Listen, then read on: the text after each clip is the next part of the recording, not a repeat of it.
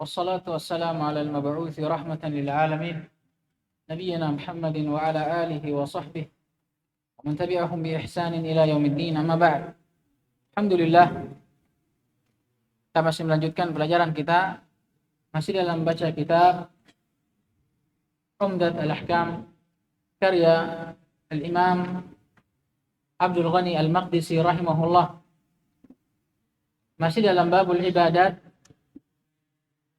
tepatnya dalam kitabus shalah, dan bab yang terakhir kita ambil adalah bab al-qiraah fi shalah, bab tentang bacaan dalam salat.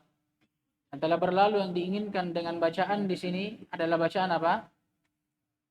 Suratul Fatihah dan surah yang datang setelahnya di dalam salat. Bukan bacaan salat yang mungkin disangka oleh kebanyakan kita. Bacaan rukuk, bacaan sujud, bacaan tasyahud. La.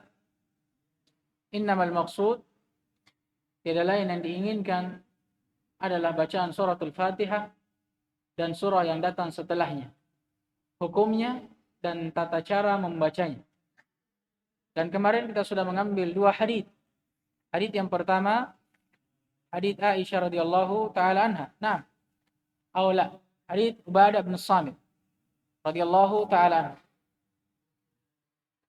yang mengandung pembahasan tentang wajibnya membaca surah Al-Fatihah dalam salat. Ya kan? Itu ya. Dan kemarin kita sudah simpulkan bahwa hukum membaca surah Al-Fatihah dalam salat menurut pendapat jumhur, dia adalah wajib, bahkan termasuk rukun dari rukun-rukun salat yang tidak syah salat kecuali dengannya. Barang siapa yang tidak membacanya, wajib baginya untuk mengulang salatnya. Wajib baginya untuk mengulang salatnya. Adapun hukum membacanya ini untuk siapa, maka kemarin kita sudah sebutkan terdapat perselisihan di dalamnya. Untuk seorang munfarid dan seorang imam, maka sepakat para ulama akan rukunnya dan wajibnya bagi mereka membaca. Terdapat perselisihan itu pada seorang makmum, apakah mereka wajib untuk membaca ataukah tidak. Dan kemarin kita rajihkan adalah pendapat yang mengatakan tafsil atau dirinci, karena ada tiga pendapat. Pendapat yang pertama, mereka yang mewajibkan bacaan Al-Fatihah mutlaqah, secara mutlak, baik bagi seorang imam, makmum ataupun munfarid, dan juga baik dalam salat jahriyah atau sirriyah. Dan ini adalah pendapat kebanyakan dari ahlul ilm, dan dalilnya jelas, hadits Ubadah bin Samit. Pendapat yang kedua adalah pendapat al-Imam Az-Zuhri, Imam Malik, Ibn al-Mubarak, dan riwayah dari Imam Ahmad dan Ishaq bin Rahawi. Dan juga ini adalah ikhtiar dan pilihan Syekhul Islam Ibn Taimiyah rahimahullah, yang mengatakan tafsil, bahwa bacaan bagi seorang makmum pada salat jahriyah itu tidak diwajibkan. Tiada lain diwajibkan atas mereka dalam salat sirriyah. Dengan beberapa dalil. Mereka sebutkan diantaranya adalah firman Allah SWT, wa idza quri'al Qur'anu fastami'u lahu wa ansitu. Dan apabila dibacakan Al-Qur'an kepada kalian, fastami'u, maka dengarkanlah dengan seksama. Karena istima' itu mendengarkan dengan seksama, dengan teliti. Wa ansitu, dan diamlah.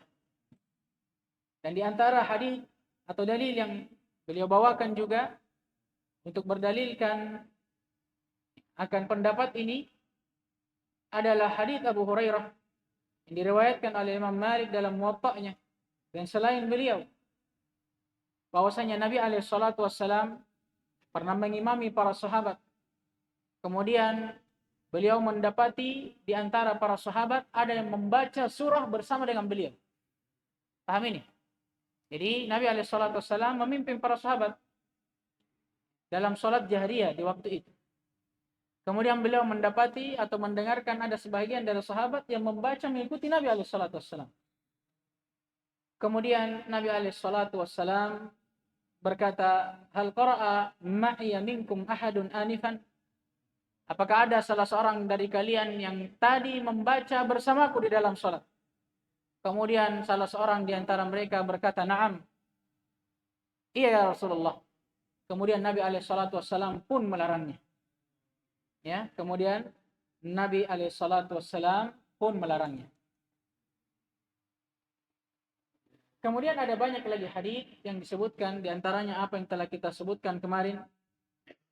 Ya, sabda Nabi SAW, "Man shalla ma'al imam, fa qira'atul imam qira'atun lahu."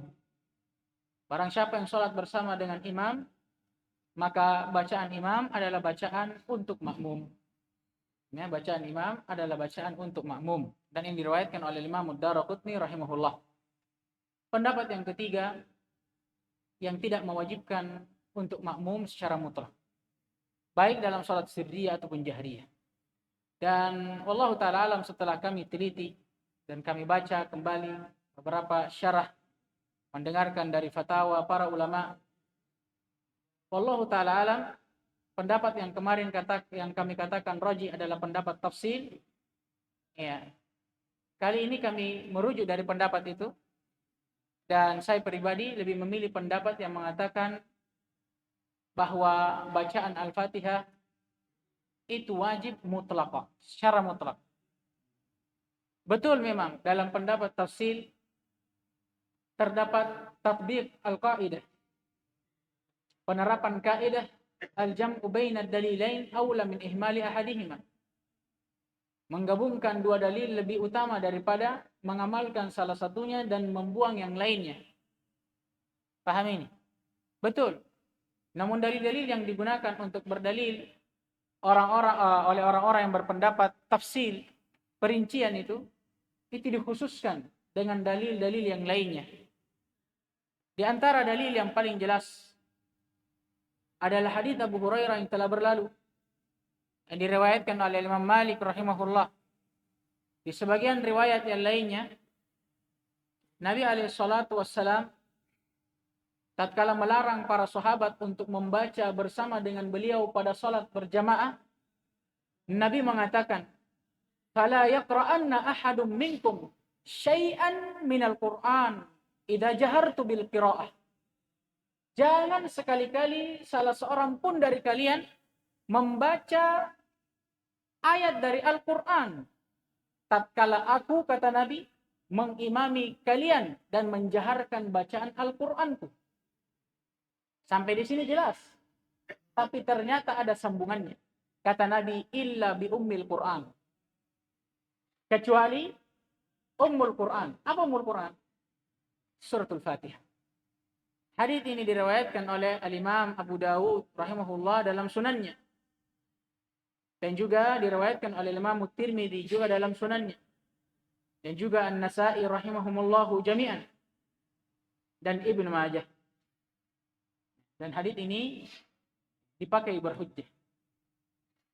Nah, dalil inilah yang menjadi apa? Pengkhusus dari ayat dan hadits yang telah dibawakan oleh orang-orang yang berpendapat akan tafsir. Seperti ayat, "Idza quri'al Qur'anu fastami'u lahu wa ansitu." Kata para ulama, ayat ini umum. Fi shalah wa fi ghairi shalah. Dalam salat dan di luar salat. Paham ini? Perintah untuk diam dan mendengarkan Al-Quran di dalam ayat ini umum. Dalam sholat atau di luar sholat. Hanya saja khusus dalam sholat ada dalil lain yang mengkhususkan ayat ini. Paham ini? Mengecualikan dari ayat ini, dari ketentuan ayat ini, yaitu keadaan seseorang dalam sholat. Maka tidak mengapa bagi mereka untuk membaca Al-Quran. Walaupun bersamaan dengan apa? Mereka mendengarkan bacaan imam. Paham ini? Pahamnya tidak? Nah, adapun hadis yang mengatakan bacaan imam adalah bacaan makmum, sebagian ulama ada yang mendhaifkannya. Ya. Wa illa, hatta dia dipakai untuk berdalil, tapi ada dalil lain yang lebih khusus. Paham ini? Jadi wallahu ta'ala alam, yang saya kuatkan pribadi, dan ini yang dikuatkan oleh guru-guru kita yang lainnya, walaupun sebagian ulama ada yang menguatkan pendapat yang tafsir itu. Ya. Tapi kalau yang saya pandang, dan ini yang lebih ahwat, lebih berjaga-jaga, berhati-hati, ya kita baca saja. Ya kan? Kita baca saja. Baik. Mungkin ada yang bertanya, terus bagaimana dengan hadis Abu Bakar? Abu Bakar pernah masuk ke dalam masjid, mendapati Nabi SAW telah ruku di dalam salatnya. Apa yang dilakukan Abu Bakar? Dia ruku sambil berjalan sampai ke safnya. Pahami?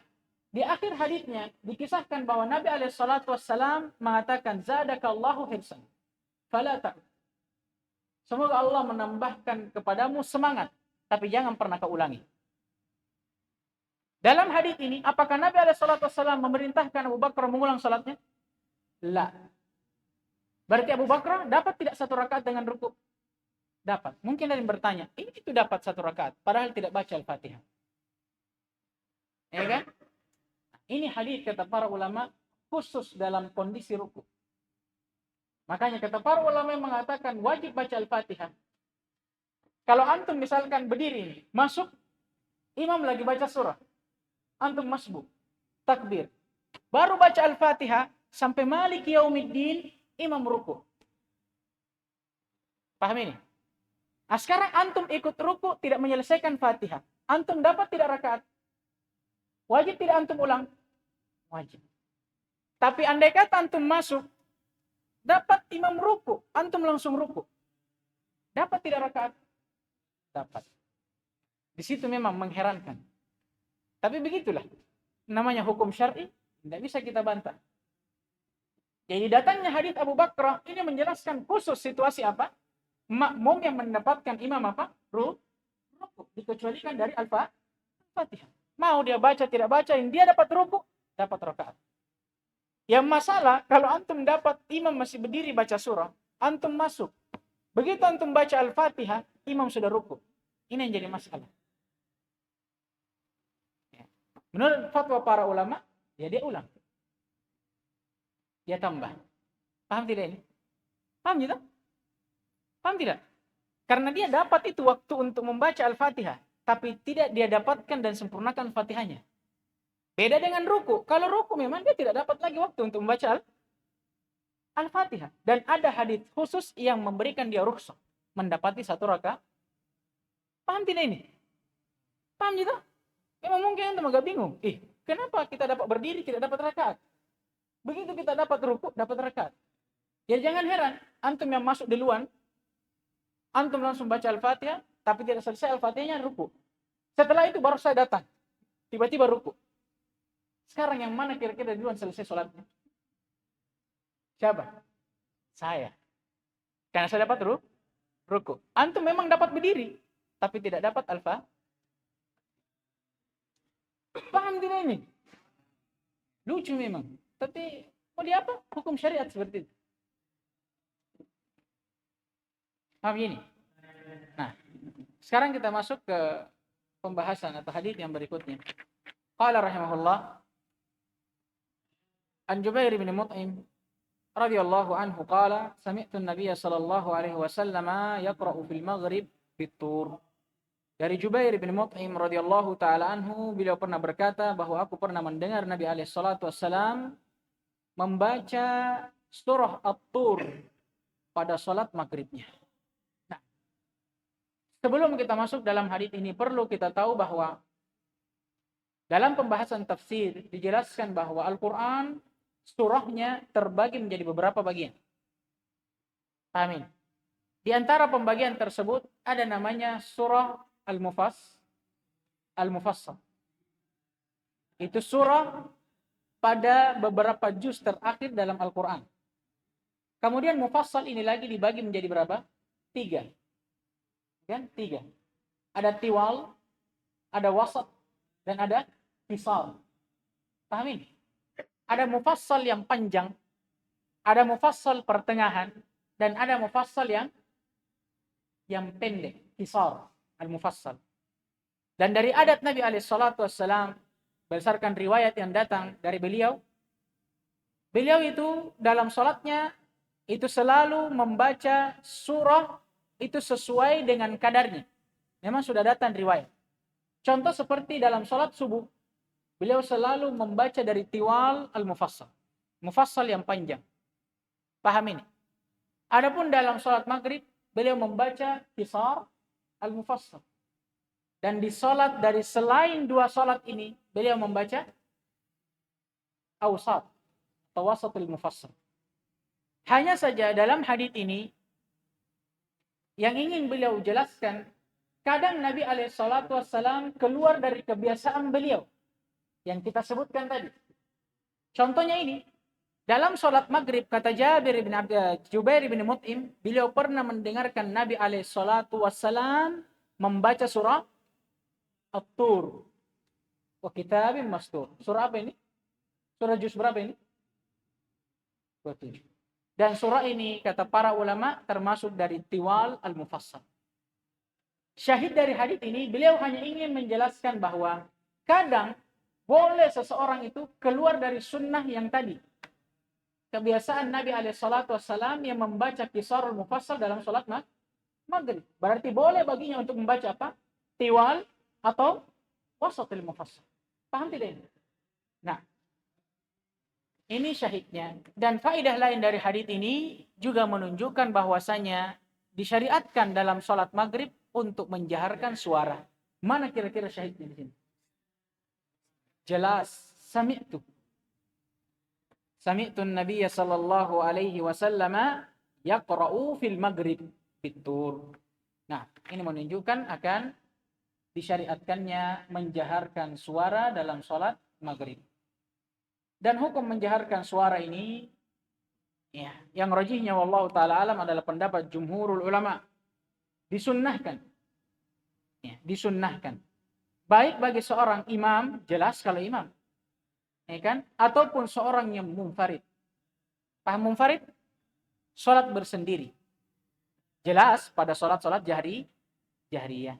Nah, adapun sholat sunnah, maka kata para ulama sebagaimana hadis yang datang, Nabi SAW pernah bersabda bahwa ibadah sunnah itu adalah milik pelakunya.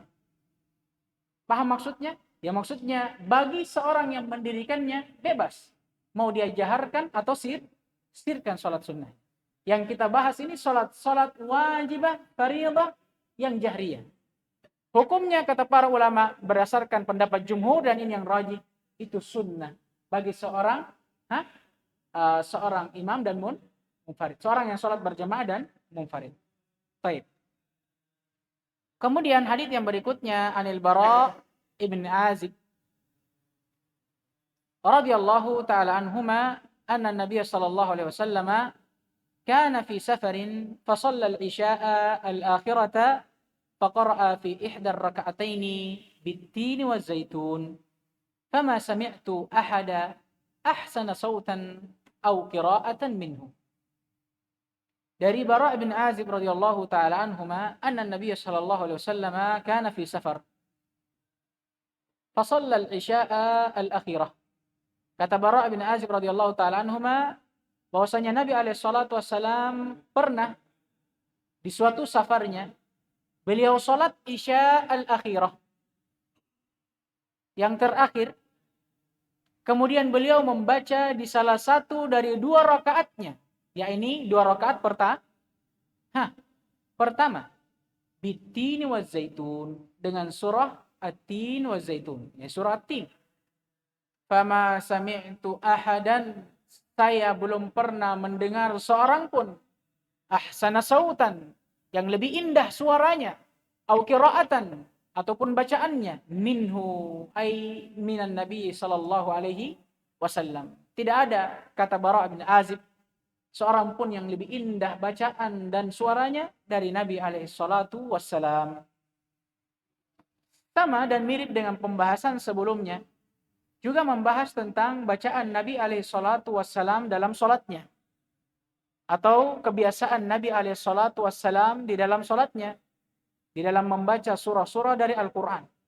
Sebagaimana yang telah kita jelaskan, Nabi di dalam sholat subuh membaca apa? Tiwal mufassal, dalam sholat maghrib, qisar mufassal, dan sholat isya, awsat atau wasatul mufassal. Nah, di dalam hadis ini dikatakan bahwa Nabi sholat Isya membaca surah At-Tin. Dan surah At-Tin ini kata para ulama dia termasuk dari Qisarul Mufassal. Sama dan mirip dengan pembahasan sebelumnya. Beliau ingin menjelaskan bahwa kadang Nabi SAW keluar dari kebiasaannya. Paham ini? Keluar dari kebiasaannya. Khususnya dalam membaca surah-surah Al-Quran dalam sholatnya. Sholat Isya yang tadinya sudah kita sebutkan, riwayat yang datang menjelaskan bahwa Nabi selalu membaca apa? Wasatul Mufassal. Dalam hadits ini dijelaskan beliau keluar dari kebiasaan dengan membaca surah Qisar al-Mufassal. Dan Nabi SAW, kaidah disebutkan oleh para ulama, kalau Nabi SAW melakukan suatu hal yang keluar dari kebiasaannya, paham ini? Bukan menunjukkan bahwa kebiasaan yang tadinya sudah dibangun di atas sunnah itu dihapus. Lah.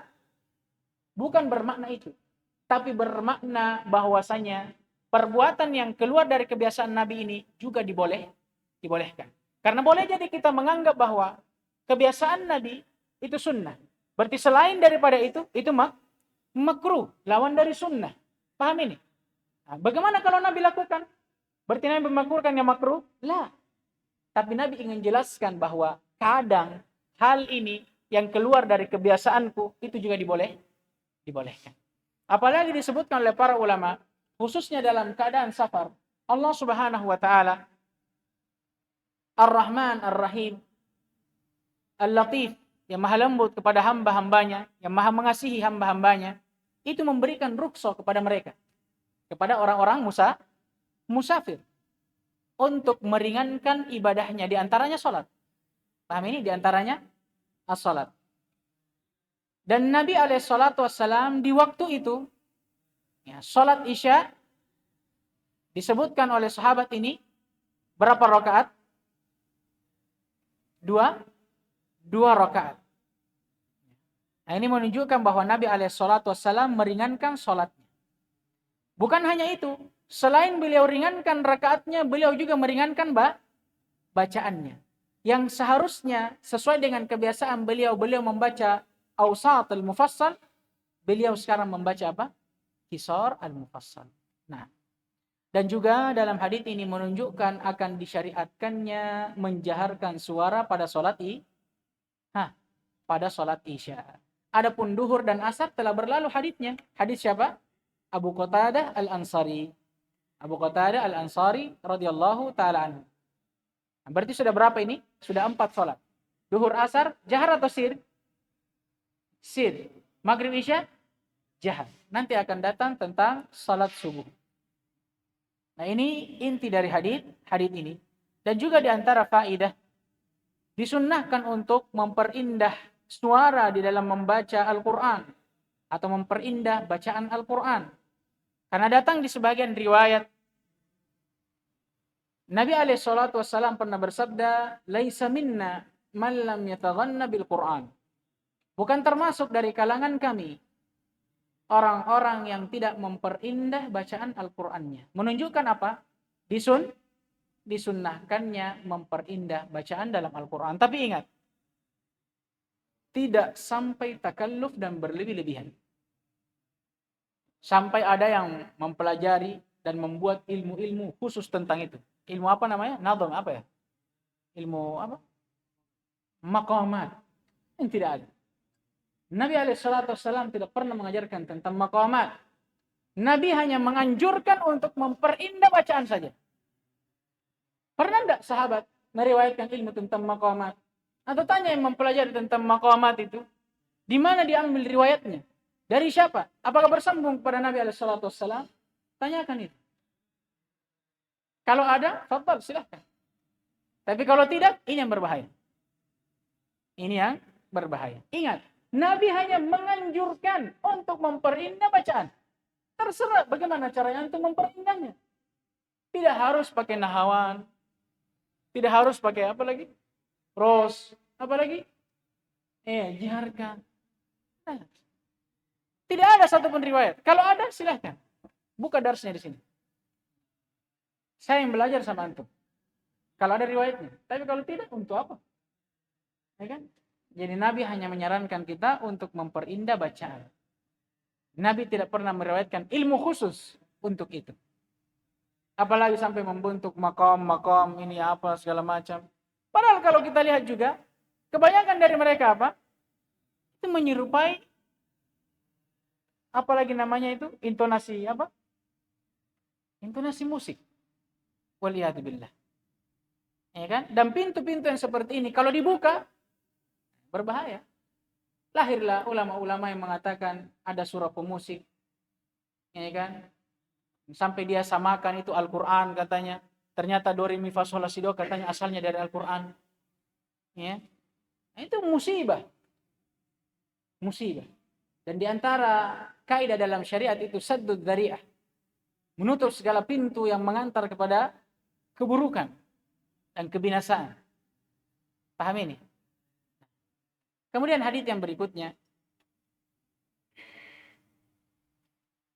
Dan juga apalagi namanya, indahnya suara itu memang betul dari satu sisi menambahkan kekhusyuan, ya kan, menambahkan juga al-khudu dan hudur. Hati itu semakin hadir dalam sholat. Tapi kadang kalau seseorang itu berlebihan, kadang apa? Pernah saya dapati ada orang baca surah, itu surah tentang ayat haid. Dia menangis. Tapi memang bagus suaranya. Memang bagus suaranya. Saya akui bagus suaranya. Tapi dia nangis di ayat haid. Apa kira-kira yang bikin dia nangis? Begitu ditanya, kenapa dia menangis? Bagus sekali suaranya. Suara yang bikin menangis. Kalau begitu penyanyi juga bisa bikin menangis. Tapi para sahabat yang diriwayatkan, kenapa mereka menangis dengan Al-Quran? Karena maknanya. Karena makna yang dia tadabburi, itu yang membuat mereka menangis. Paham ini? Jadi jangan takalluf dalam hal yang seperti itu. Ya, jangan takalluf, karena kebanyakan juga dari kita itu sudah berlebihan. Sampai mat itu ya, sudah menjadi 7 sampai 10 harokat. Sampai cengko-cengko. Tidak ada gunanya. Tidak ada gunanya. Nah, baik. Kemudian hadis berikutnya an Aisyah radhiyallahu taala anha, anna Rasulullah sallallahu alaihi wasallam ba'atha rajulan ala sariyah. Fakana yaqra'u li ashabihi fi salatihim fayakhtimu biqul huwallahu ahad. Falamma raja'u ذكروا ذلك لرسول الله صلى الله عليه وسلم فقال سلوه بأي شيء يصنع ذلك فسألوه فقال لأنها صفة الرحمن عز وجل فأنا أحب أن أقرأها فقال رسول الله صلى الله عليه وسلم أخبروه أن الله تعالى يحبه. Masya Allah. Dari Aisyah radhiyallahu taala anha, bahwasanya Rasulullah sallallahu alaihi wasallam pernah mengutus seorang lelaki kepada sekelompok sariyah. Sariyah ini sekelompok pasukan. Jadi Nabi alaihi salatu wasallam dahulu di masa peperangan beliau selalu mengutus sariyah, sekelompok prajurit begitu. Dan setiap sariyah, setiap kelompok Nabi pasti utus salah seorang yang menjadi pemimpinnya. Sama seperti dalam hadits ini. Dan dialah yang memimpin para sahabat bukan hanya dalam peperangan, dalam setiap kegiatannya, termasuk dalam ibadahnya, termasuk dalam salat-salat mereka. Dikisahkan sahabat ini yang diutus, kana yaqra'u li ashabihi. Dia membaca dalam salatnya, mengimami para sahabat. Fi salatihim, dalam salatnya. Fayakhtimu biqul huwallahu ahad. Tapi uniknya, di setiap rakaat atau di setiap salat, selalu saja sahabat ini menutup bacaannya dengan qul huwallahu ahad. Dan qul huwallahu ahad di sini bukan berarti dia cuma baca satu ayat. Tapi ini namanya di kalangan para ulama tasmiyatul kull bil ba'd. Menamakan sesuatu keseluruhan atau menamakan keseluruhan sesuatu dengan sebahagiannya. Jadi yang diinginkan dengan qul huwallahu ahad ini apa? Suratul Ikhlas. Jadi jangan kalian sangka berarti dia cuma baca satu ayat. La. Tapi maksudnya qul huwallahu ahad di sini suratul Ikhlas secara keseluruhan. Uniknya sahabat ini, setiap dia imami para sahabat yang lainnya, selalu di rakaat yang kedua dia tutup salatnya dengan apa? Qul huwallahu ahad, suratul Ikhlas. Falamma raja'u, tatkala mereka, yakni sekelompok pasukan ini kembali dari peperangan, dzakaru dzalika li Rasulillah sallallahu alaihi wasallam. Mereka mengadukan hal tersebut kepada Rasulullah sallallahu alaihi wasallam. Kenapa? Karena mereka heran. Ya. Dan menunjukkan bahwasanya para sahabat tatkala mereka mendapati sesuatu yang ganjil, terutama dalam ibadah mereka, mereka selalu bertanya kepada Rasulullah sallallahu alaihi wasallam. Kepada ahlinya, sebagaimana Allah Subhanahu wa taala berfirman, "Fas'alu ahla dzikri in kuntum la ta'lamun." Para sahabat ini tidak tahu, apakah boleh seperti ini dalam salat? Nah, setiap salat membaca surah yang sama. Paham ini? Ditanyakanlah dan diadukanlah kepada Rasulullah sallallahu alaihi wasallam. Sampai Rasulullah sallallahu alaihi wasallam berkata, "Saluh." Kalian tanyakan kepadanya. Li ayyi syai'in yasna'u dzalika? Apa alasannya dia melakukan hal itu? Fasa'aluhu faqal. Kemudian mereka pun bertanya kepada sahabat yang satu ini.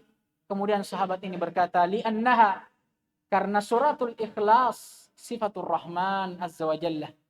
Adalah sifat Ar-Rahman azza wa jalla. Sifat-sifat Allah yang maha mulia. Dalam riwayat yang lainnya, li'anna fiha sifatur Rahman. Karena dalam surah Al-Ikhlas itu terkandung makna-makna tentang sifat-sifat Allah Ar-Rahman yang maha pengasih. Jalla jalaluhu. Fa'ana uhibbu an aqra'aha. Maka karena itu, karena surah ini mengandung tentang sifat-sifat Allah, maka aku suka dan cinta untuk membacanya. Apa jawaban Nabi? Faqala Rasulullah sallallahu alaihi wasallam, akhbiru. Kalian kabarkan kepadanya. Annallaha ta'ala yuhibbuh. Bahwasanya Allah Subhanahu wa taala mencintainya. Hadits ini subhanallah mengandung pembahasan yang mulia, yaitu tentang kemuliaan surah Al-Ikhlas. Tentang kemuliaan surah Al-Ikhlas. Dan dijelaskan juga dalam hadits apa sebabnya. Karena surah Al-Ikhlas mengandung tentang sifat-sifat Allah Subhanahu wa taala, bahkan mengandung sifat yang paling mulianya. Allah Subhanahu wa taala berfirman, "Qul huwallahu ahad." Sifat yang pertama, sifat wahdaniyah, yang maha esa, yang maha berhak untuk diibadahi dan tidak ada sesembahan dan peribadatan yang disembah kecuali Dia. Allahus Samad. Sifat as-samadiyah. Bahwasanya Allah Subhanahu wa taala tempat bergantung dari setiap hamba. Lam yalid wa lam yulad. Menguatkan sifat wahdaniyatullah Subhanahu wa taala yang telah disebutkan di ayat yang pertama. Dan Allah tutup dengan firman-Nya, walam yakun lahu kufuwan ahad. Yang menjadi penyempurna dan menjelaskan akan sempurnanya sifat-sifat Allah seluruhnya. Kata Allah, lam yakun lahu kufuwan. Tidak ada seorang pun yang bisa menjadi kufu. Apa kufu? Tandingan.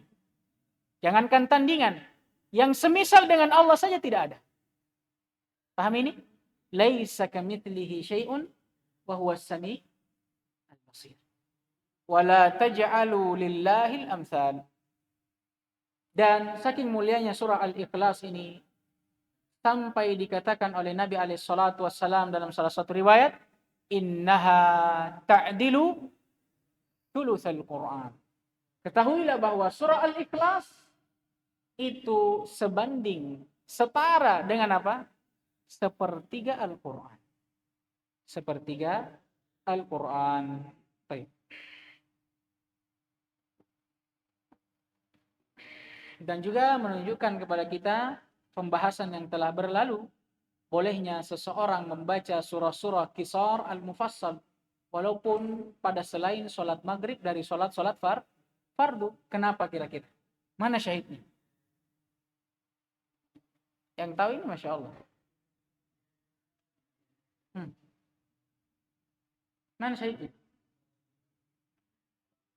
Maksudnya? Masya Allah. Lillahi dar. Karena di sini sahabat ini di setiap dia membaca dalam setiap sholat selalu dia tutup dengan apa? Al-Ikhlas. Menunjukkan bahwa sahabat ini membaca surah Al-Ikhlas bukan hanya pada satu sholat saja, tapi pada sholat-sholat yang lainnya. Berarti mencakup sholat maghrib dan selain sholat maghrib. Berarti kalau begitu boleh untuk seseorang membaca surah Al-Ikhlas yang termasuk dari Qisarul Mufassal. Bukan hanya pada sholat maghrib, tapi pada selain sholat maghrib. Nah,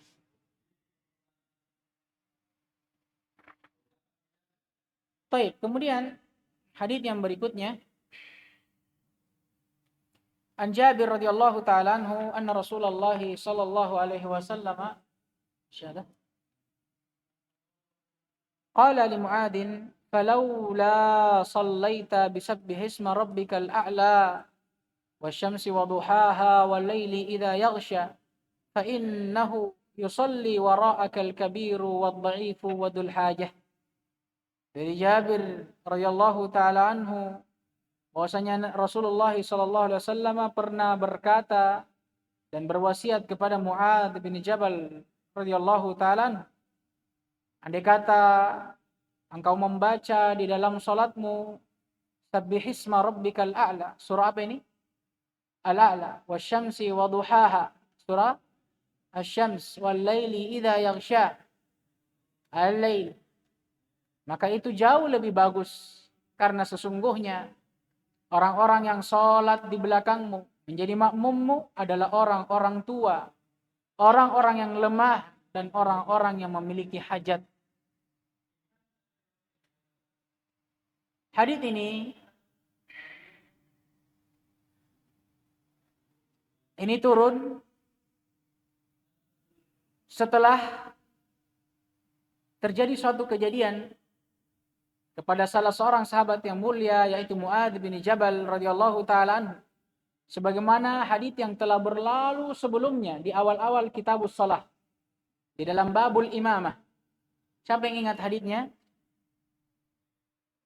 Tatkala ada salah seorang sahabat yang mengadu kepada Nabi alaihi salatu wassalam, bahwasanya, dan dia berkata, "Ya Rasulullah, sungguh aku akan sengaja terlambat untuk mendatangi sholat subuh." Kenapa? Karena ada seorang imam yang memanjangkan bacaannya atas kita. Siapa yang dimaksudkan dalam hadits ini? Mu'adz bin Jabal. Dikeluhkan oleh salah seorang sahabat yang ikut bermakmum di belakangnya. Apa yang dia keluhkan? Bacaan Mu'adz bin Jabal. Bacaan Mu'adz bin Jabal. Maka keluarlah hadits ini. Hadits yang menjelaskan bagaimana Nabi SAW mewasiatkan dan menasihati Mu'adz bin Jabal untuk apa? Meringankan bacaannya. Meringankan bacaannya. Nabi SAW menganjurkan kepada Mu'adz bin Jabal untuk membaca beberapa surah. Yang dimana surah-surah ini termasuk dari surah apa? Surah apa ini? Tiwal, Qisar, Hah?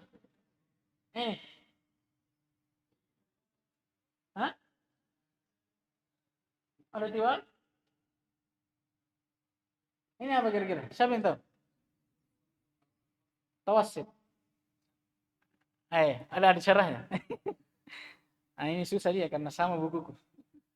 Ini adalah surah dari Wasat Al-Mufassal. Adalah Wasat Al-Mufassal. Ya, adalah Wasat Al-Mufassal. Ini menunjukkan bahwa Nabi SAW menganjurkan kepada Mu'adz bin Jabal untuk meringankan bacaannya.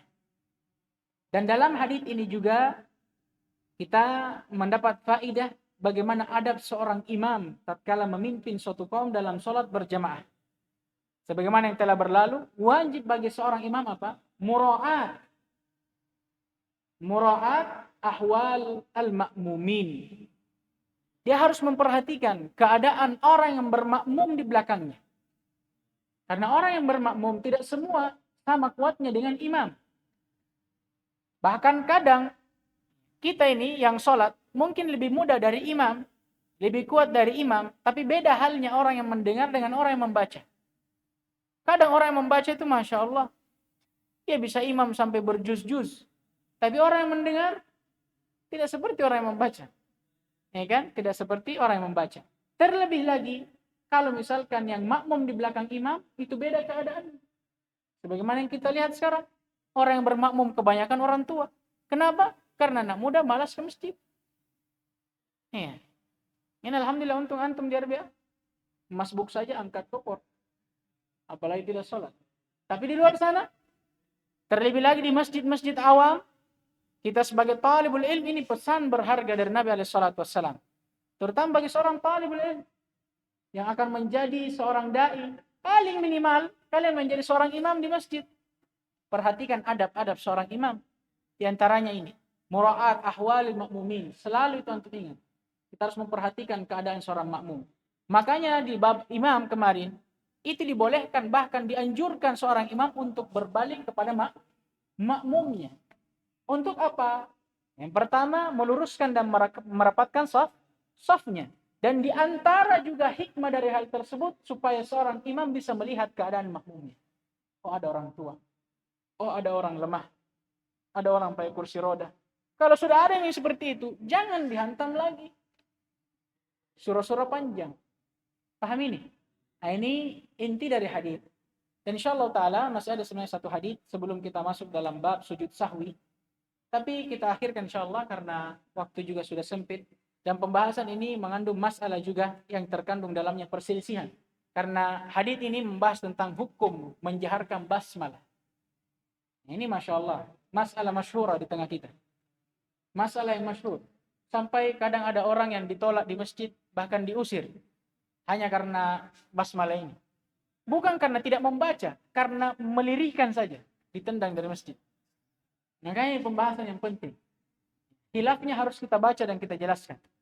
Oleh karena itu pembahasannya cukup panjang dan waktu sempit. Kita akhirkan insyaAllah ta'ala di pertemuan yang akan datang. Dan mungkin pekan depan. Semoga Allah SWT senantiasa memberikan keberkahannya kepada kita. Nikmatnya kepada kita.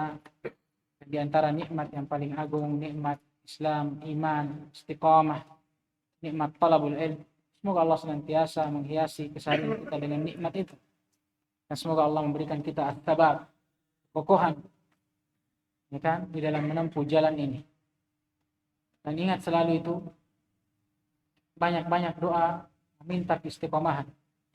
Karena saya ingat, sampaikan oleh guru kami di Yaman, nasihat dari mufti dunia di kala itu, Syekh Abdul Aziz Ibn Baz rahimahullah. Beliau pernah berkata, menasihatkan kepada para muslimin dan muslimat, bahwa di zaman ini ada dua doa yang paling wajib untuk senantiasa disebutkan, dipanjatkan, diminta dan diulangi di zaman ini.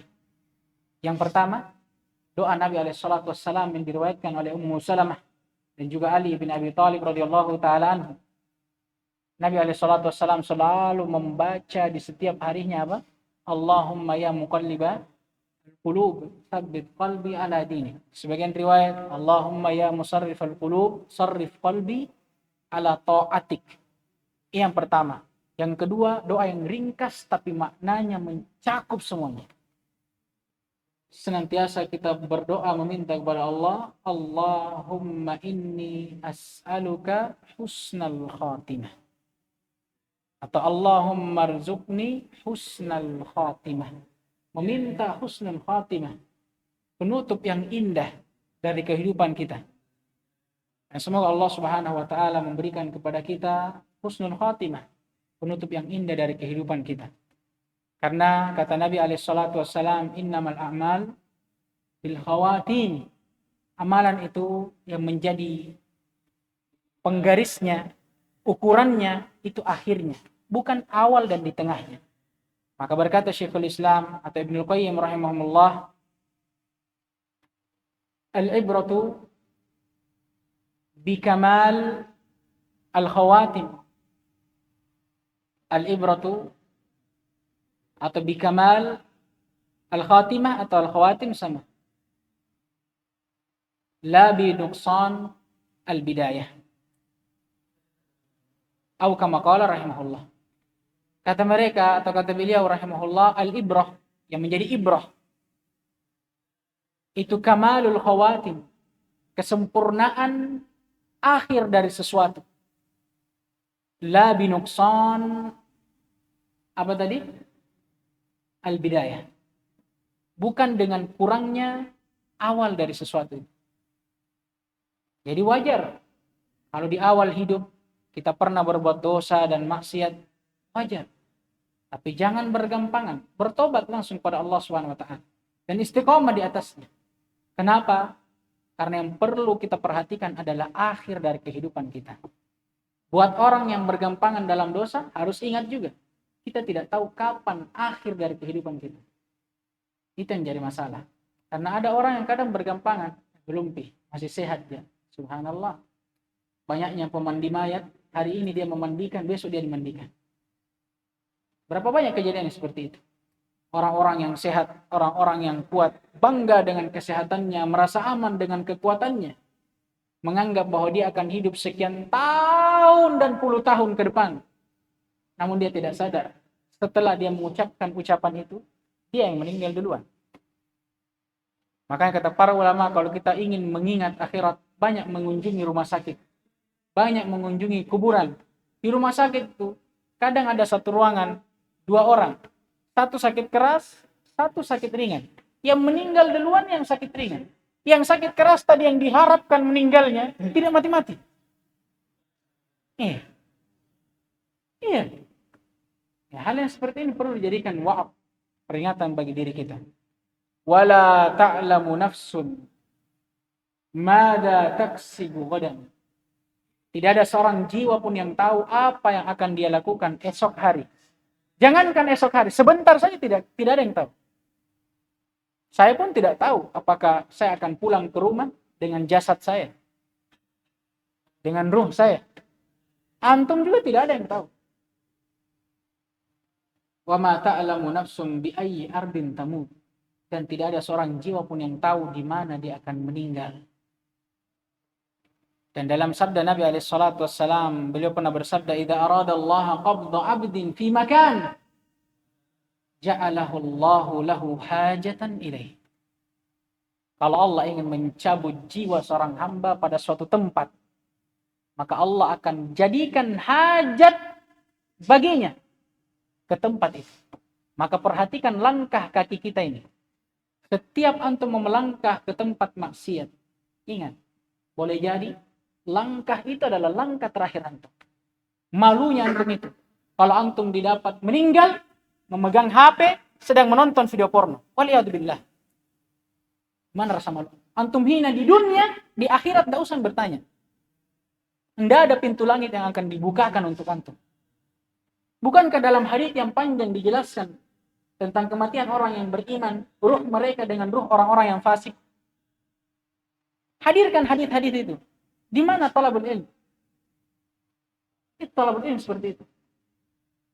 Itulah kenapa para ulama selalu menganjurkan untuk melakukan amalan-amalan yang mengundang keberkahan dalam menuntut ilmu. Kenapa?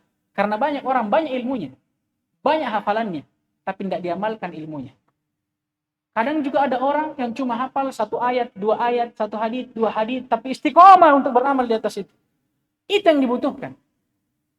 Itu yang dibutuhkan. Hafalan antum, mutun antum itu, bukan itu yang akan ditanya. Antum kira gak kalau antum ditanya, man rabbuk? Alfiya ibnu Malik, antum yang akan menjawabnya? La. Durusul lughah yang akan menjawabnya? La. Jangan antum kira antum harus belajar bahasa Arab untuk menjawab itu. La. Yang menjawab itu adalah akhlak, ibadah, ketaatan antum kepada Allah SWT. Jangan terlalu berbangga dengan ilmu yang kita punya hari ini. Tapi antum harus fokus. Lihat, apa buah dari ilmu antum? Sudah sesuaikah dengan hakikat ilmu itu? Kata Imam Ahmad rahimahullah dan dinukil dari ulama yang lainnya. Laisal ilmu bikathratir riwayah. Innamal ilmu khasyatullah. Kata mereka rahimahumullah, ilmu itu bukan dengan banyaknya riwayat. An fulan. Bukan dengan banyaknya hadis. Kalau di zaman kita, Bukan dengan banyaknya kitab dan lembaran yang kita baca dan selesaikan dari seorang masyaikh. Lah, bukan itu. Tapi ilmu itu khasyatullah. Percuma antum berilmu, tapi dengan ilmu antum merendahkan orang. Siapa fulan? Gak ada apa-apanya. Anak baru kemarin, baru mondok. Saya fulan bin fulan, matan Al-Quran, hadis. Lah, bukan itu ilmu. Apa gunanya ilmu kalau antum merendahkan orang dengan ilmu antum? Tapi ilmu itu bagaimana antum bisa meninggikan ilmu, memuliakan orang lain, itu ilmu. Khasyatullah. Maka lihat antum duduk hari ini, lihat. Mulai hari ini antum introspeksi diri antum. Apakah ilmu saya hari ini sudah berada di atas hakikatnya? Semakin takut saya kepada Allah, itu yang antum lihat. Bukan berapa lembar hafalanku ini. Kau berapa, Mi? Masih lebih banyak saya. Kau? Masih saya lebih banyak. Hadis kau apa, Mi? Masih 40. Dari saya. Tidak ada gunanya. Pulang antum ke kampung, bantu orang tua. Lebih bagus. Daripada ilmu hanya bisa membinasakan antum. Bukankah hadis yang diriwayatkan oleh Imam Tirmidzi dan Ahlus Sunan yang lainnya tentang salasatun awwalu man tus'ar bihimun nar. 3 orang yang paling pertama akan menjadi bahan bakarnya neraka. Neraka tidak menyala kecuali dengan mereka. Bahan bakar neraka. Siapa mereka di antaranya? Alimun. Seorang alim. Tapi tatkala ditanya oleh Allah tentang nikmat ilmu, dia berdusta kepada Allah. Dia katakan dia menuntut ilmu, mendakwahkan kepada manusia, mengamalkannya siang dan malam. Tapi Allah Al-Alim, As-Sami, Al-Basir, Al-Khabir tahu sampai ke dalam hati seorang hamba. Sampai kata Allah, kadzab. Balle-balle jamu. Dusta kalian. Innama ta'allamta liyuqala laka alim. Tidak lain kau menuntut ilmu supaya dibilang tahu. Masya Allah. Ustazku. Ustaz. Lah, bukan itu ilmu. Paham ini? Ya kan? Jauh lebih bagus ahlul maksiat. Karena ahlul maksiat, mereka bermaksiat dan mendapatkan nikmat dari maksiatnya. Walaupun mereka diadab di hari akhir. Tapi pedihnya dan kamasenya itu orang-orang yang melakukan ketaatan. Sudah dia berkorban untuk taat kepada Allah, tapi pengorbanan yang dia lakukan justru malah memasukkan dia ke dalam neraka. Ini musibah di atas bencana alam. Tidak ada kebaikan di dalamnya. Kan? Ahlul maksiat jelas sudah nikmat dia dengan maksiatnya. Walaupun dia akan diazab di hari akhir. Tapi orang yang ahlu ibadah, sudah hitam jidatnya karena sholat. Habis uangnya bersedekah. Habis waktunya dia pakai menuntut ilmu. Sampai sakit-sakitan. Tapi karena ria, tidak sesuai dengan hakikat ilmu. Apa jadinya pengorbanannya? Sia-sia. Itu namanya berkorban untuk disiksa. Itu sakitnya itu luar biasa. Antum sudah berkorban. Tapi ujung-ujungnya apa? Azab. Iqab. Tidak ada gunanya. Makanya banyak-banyak berdoa kepada Allah.